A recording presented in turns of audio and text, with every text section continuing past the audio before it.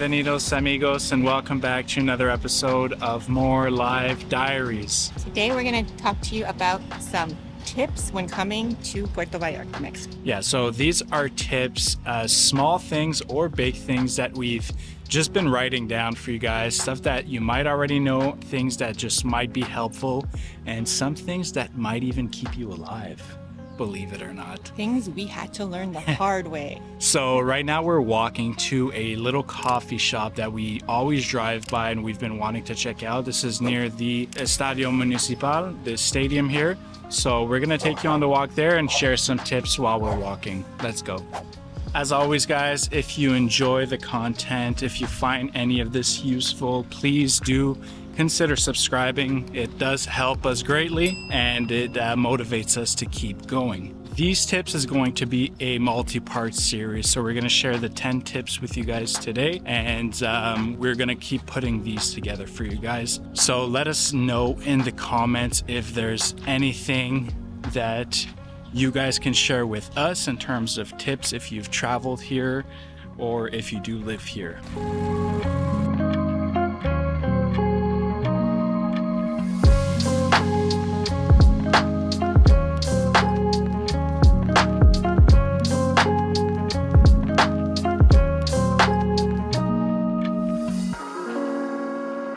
Tip number 1 is declining the conversion. Yes, so when you go to the ATMs here, often, you go through the whole thing where you're taking out the money and it will ask you for a conversion, not to be confused with the, service charge, which would usually be between 30 and sometimes even like 100 pesos. First of all, find the ones that are 30. So the conversion charge is just like, it'll look like a big equation page and you'll probably just be like, oh my God, what is this? And basically it's trying to tell you like this is the best rate. And you might not know what the best rate is. Most of the time you probably won't know what the best rate is and you're kind of like on pressure because there's people behind you. And you don't want to work out this whole screen to see if it's a good deal. That happened to me once. But a lot of times you end up paying more. So decline the conversion page. Just decline it unless you're someone who's really on top of the dollar and peso relationship and can do math really quickly in your head. Decline it.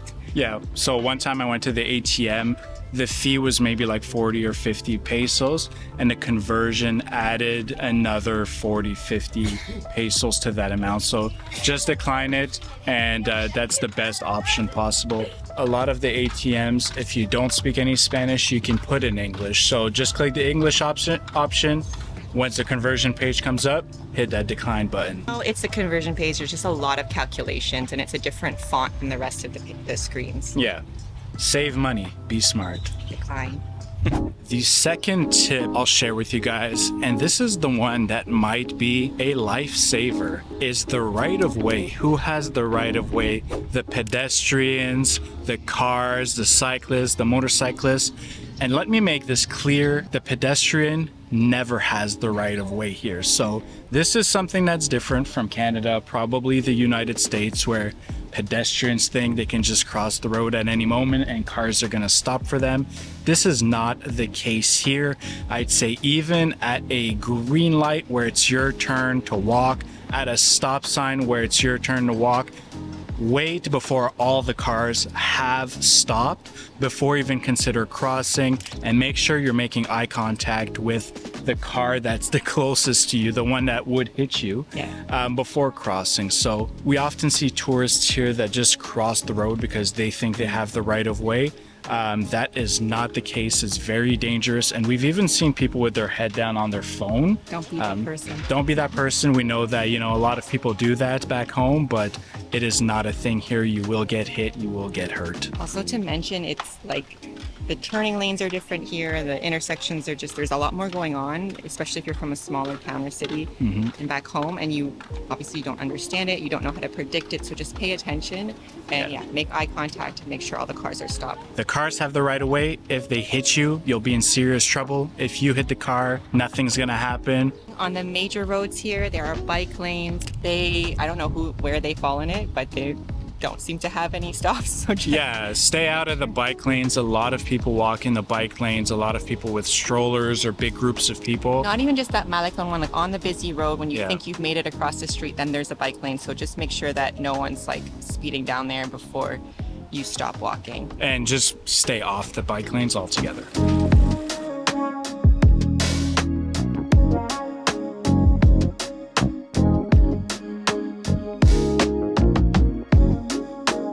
I don't know who needs to hear this. Yeah. The Mexican culture is very family oriented. Families here have many kids. On our street, every household has 1 or 2 kids. The kids are allowed to be kids. So if you're out somewhere, they're going to be there. They're going to be laughing. There's going to be joy and sound that comes with that. So just keep in mind, especially if you're staying in an Airbnb in a neighborhood or going to local restaurants, there will be kids. And yeah. This is one of the main reasons we moved here, and it's the main reason that a lot of people come here and are annoyed, specifically snowbirds, is because they're staying in apartment buildings where there's kids, there's Mexican families, there's immigrant families. Guys, there's kids everywhere. So if you're coming here thinking it's an adults only Club Med, this is not the case in most places in Mexico, I'd say.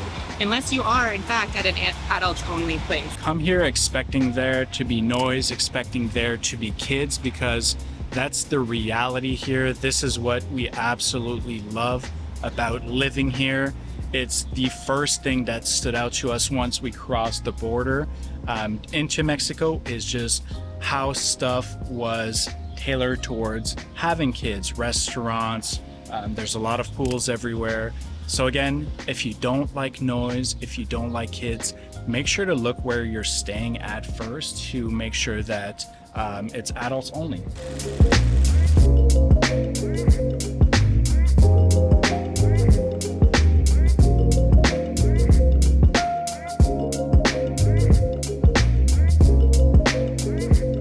So since this topic is very controversial, we had to sit and take a break. It's not at all because we're tired right now.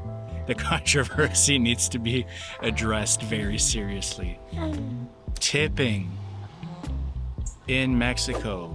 This is a very controversial topic in a lot of Facebook groups, on YouTube, for absolutely no reason. Let's start with, do you tip here? Yes. And how much do you tip? So I think standard is between 10 to 20, and that's like obviously your discretion. I mean, it's at your discretion if you want to tip. Let's just put it that way. Yeah. No one's forcing you to do it. Yeah. But is it expected? Is it like typical practice? Yes, 10 to 20%. In service, whenever you're getting service, basically, it's expected that you leave a tip. If you're sitting down and someone is serving you your food at a restaurant from a menu, yes. If you're at a taco stand and it's just being passed to you, no, you don't need to tip. There might be a jar. Leave something if you're feeling spicy. Yeah, loose change, Yeah. anything. It's always appreciated, but yeah, restaurants do expect tip, just like Canada or the United States. Mhm. Sometimes they will include a suggestion, and again, this was another controversial thing on a Facebook group. It is a suggestion. It is not trying to trick you.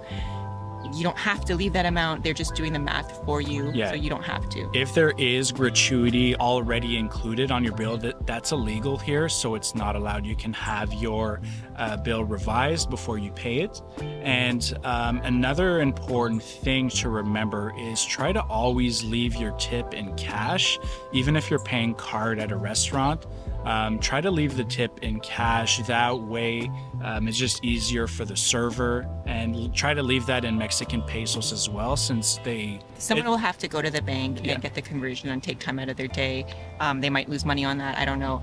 But just try to, if you have pesos, leave the pesos. Yeah, like bring pesos, spend pesos here. That's definitely the best advice. The most controversial one is, do you tip taxi drivers? And this is the one we're on the fence about. We have not really taken many taxis, and when we do, Almost none. it's just very close by. Yeah. We don't have lots of bags. No one needs to like help us with anything. It's just like in and out in 10 minutes or less. And so here, when you get into a car, and this will be another tip for another video, is that they don't have a monitor. What do you call it? A meter. So you have to negotiate the price before you get in. So you say, I'm going here, how much is it?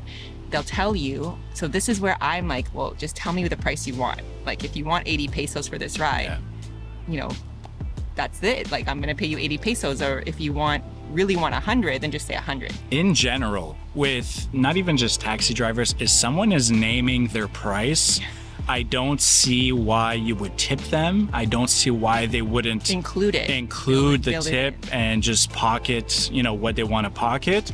There's no meters, so they can literally ask you for everything. It's up to you to accept and decline. Now, if you guys agree on a price and then you're asking the driver to do extra things, he's going above and beyond, he's helping you with your luggage. Or he's making stops, like in between, like your final destination, you're stopping at a store, he's waiting for you while you buy your stuff and come out. Yeah. Then like that's extra, that wasn't negotiated for. I definitely think you need to pay him for that or her for that. The other things, and I don't want anyone to get mad, and when we go back to our 80 peso example, is that the time that we do take taxis has been like to and from the kids' schools. We've also taken Ubers. The Uber typical price for that ride is 60 pesos. So when the guy tells me 80, I'm like, all right, so it's a 20 peso tip. Yeah. You've already taken that from the standard amount. That's where I'm getting that from, so don't come at me in the comments. And again, it's 5-minute drive. And you can also tip using the Uber app. So if you are taking Uber, which we usually do, you can leave a tip afterwards. The tip is not included in those rides because the app is just basically calculating, where you're going, at what time you're going. So I would leave a tip for those.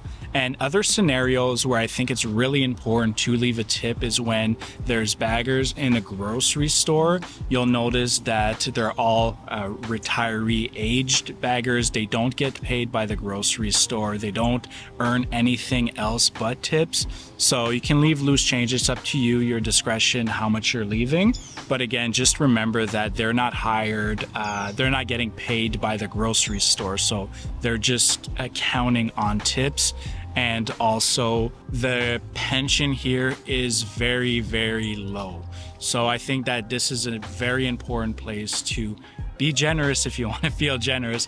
But again, tipping in general is up to your discretion, how much you want to give, how much money do you make. If you're not sure, just look at the person in front of you or look at what Mexican people are doing and follow suit. That's the best tip we can give you. Since we're sitting and comfortable, let's talk about timeshare scams. That's an interesting one as well.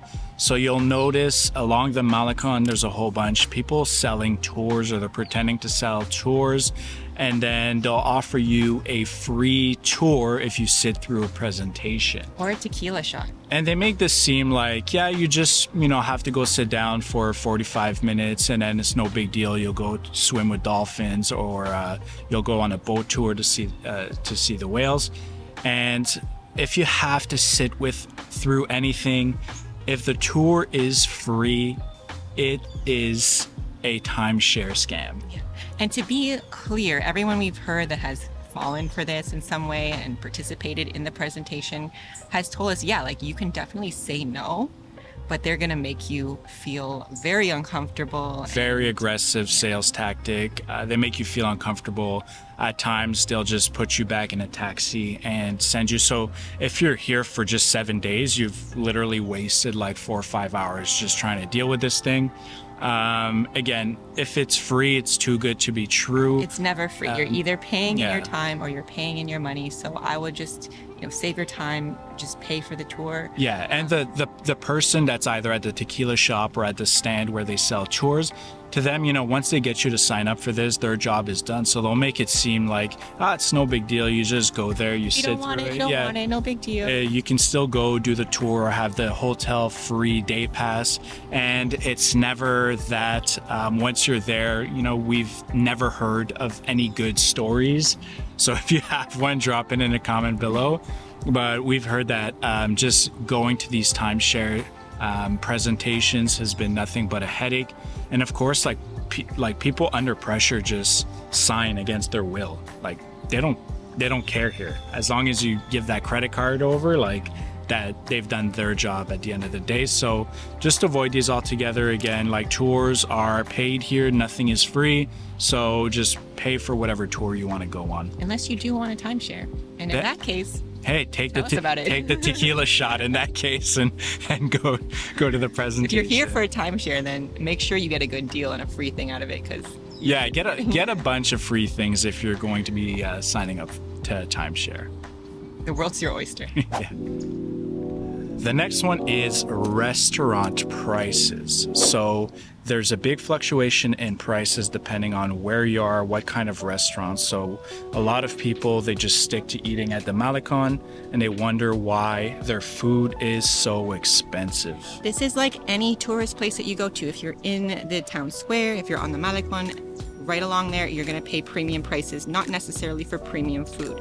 If you want to save a bit of money and maybe have a better experience, more food, better tasting food, better atmosphere, you can walk 1 block up, 2 block up, whatever, and find a really good meal, probably cheaper. And like, because we're on a hill here on the Malecon, you can get a really great view. Yeah, so there's definitely a difference in prices depending on where you are. Like Kathleen said, you walk a block or 2 up, the price is a little bit less. If you go to a more Mexican neighborhood, the price will be significantly cheaper. There are a lot of hidden gems around.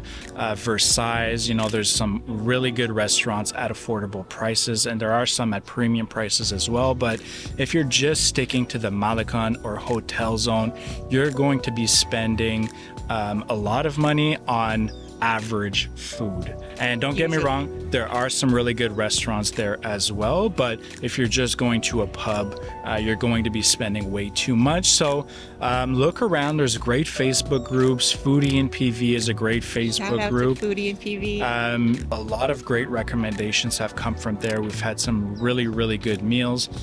So yeah, just do a little bit of research on where you want to eat. Tourist areas are going to be expensive, no matter where you are. And if you are coming here New Year's Eve or Valentine's Day, which is coming up, those are the 2 days that you need to make reservations, and those are the 2 days that they will have set menus with like hiked up prices. So just note, if you are coming at that time and you want to go for a restaurant, make the reservation, check out the prices, or choose to celebrate on the 13th or the 15th. Yeah, and on the 14th you can catch us at a taco stand somewhere, because that's how I do. And I'm gonna buy a rose from someone on the street. He's gonna make a heart-shaped taco plate. I'm gonna pull a cactus out of the ground and give it to Kathleen. Okay. Also, I think it's April, I believe, but there is like a time where they have really good deals. It's kind of like, it's like restaurant week, or it's a few weeks, yeah. And it is a couple weeks, but a lot of the really expensive restaurants sort of along the water and all that kind of stuff, like not the Malecon, but like further south, and even in town, will have set fixed menus, but for like half the price. Yeah. Just something to keep your eye out if you're here around that time. Yeah, really good way to get fine dining for a little bit cheaper. And we've taken part. Yeah, check out our video. Really we good. did take part at Mixedly. Mixedly. I'll link it up here or there, above. Or below. Or below.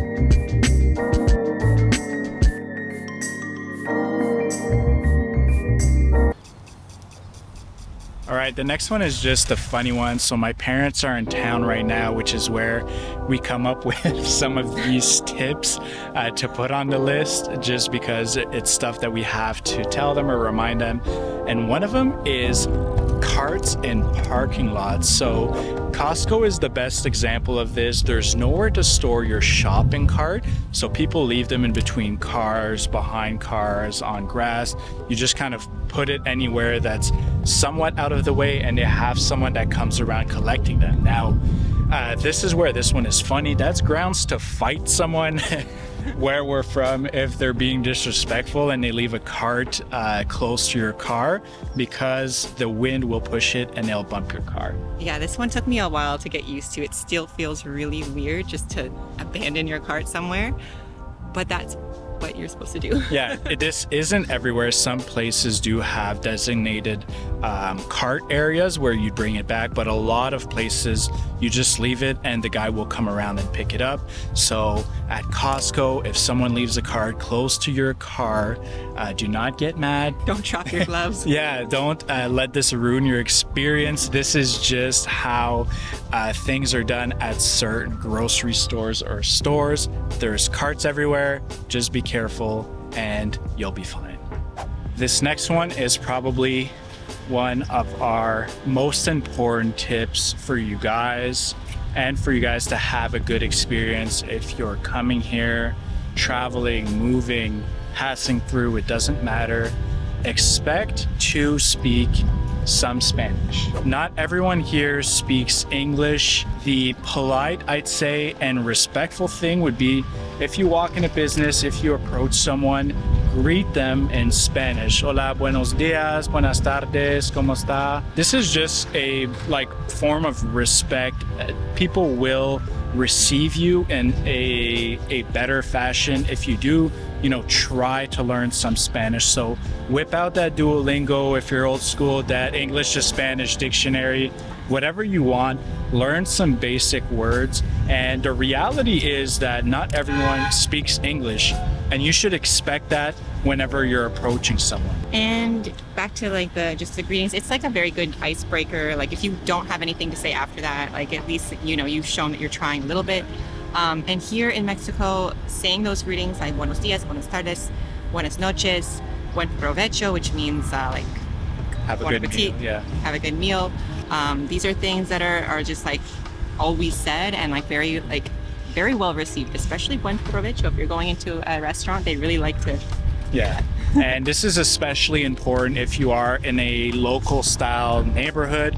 If you're in Zona Romantica and you're crossing someone on the sidewalk, it's maybe a little bit less common to say buenos dias or greet someone. But in very local neighborhoods, it's almost like expected, very well received, and it just brightens up your day if you're greeting people, if you're being nice, if you're smiling. It's just a really good way to live with others. Think of when someone sees you and just says good morning. When have you ever received that badly? Yeah. It's just be friendly. Be friendly, and again, expect to speak Spanish once you're here. So please do try to learn at least some basic words that will get you around ordering at a restaurant, greeting someone, or asking for help. At least that much, and then the rest you can figure out.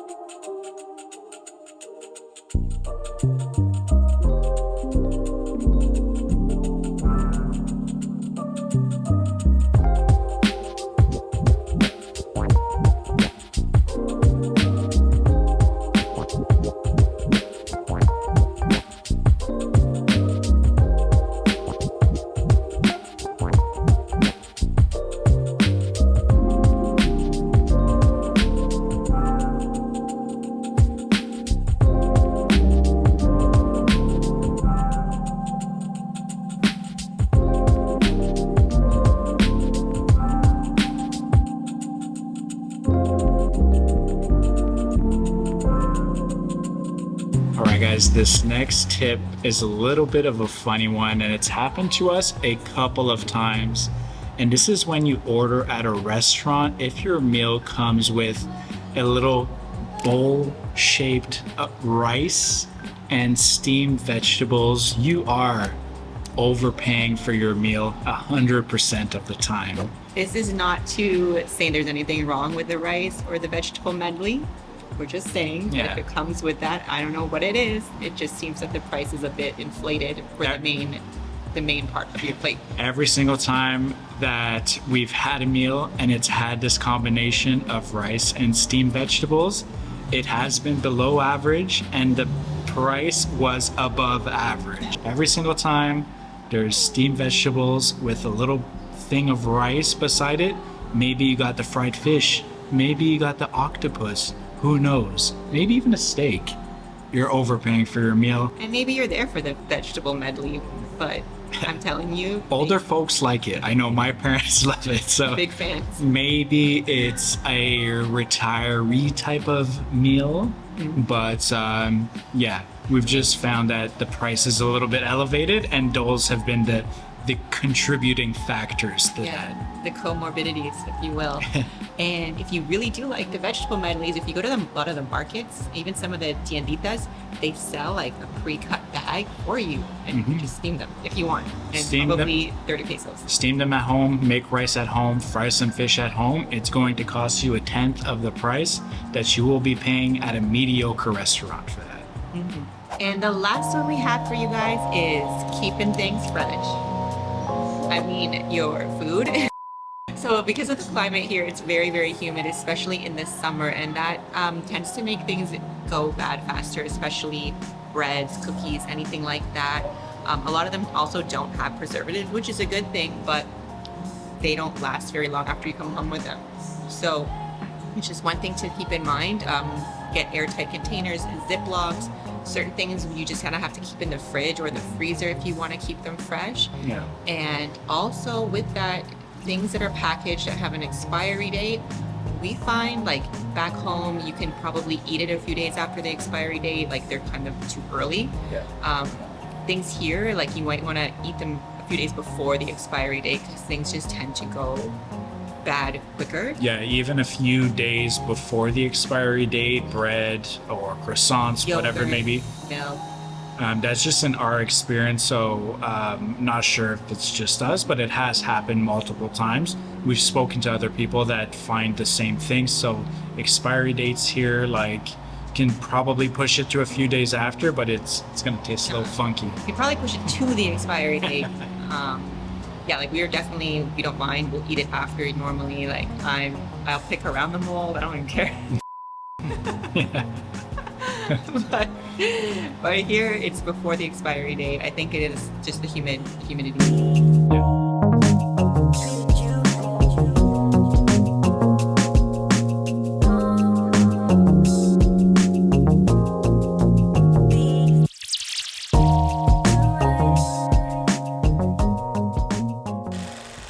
Alright guys, we're all done. That's it for us. So this is part 1 of our tips if you are thinking of traveling or moving to Puerto Vallarta or Mexico. I think some of these apply basically anywhere in Mexico. Maybe. And comment down below if you have any tips, if you have any tricks that we could use in an upcoming video. Definitely let us know down in the comments. We'll be putting a series out, so many of these videos out as we think of stuff, as stuff happens to us. Or to Mark's parents. Or to my parents while they're here. So thank you so much for tuning in. We greatly appreciate every single one of you. Hit the subscribe button if you haven't already. Hit the like button if you like the video, or maybe you like us. None of us. And until next time, guys, this is our journey. More Live Diaries. Peace.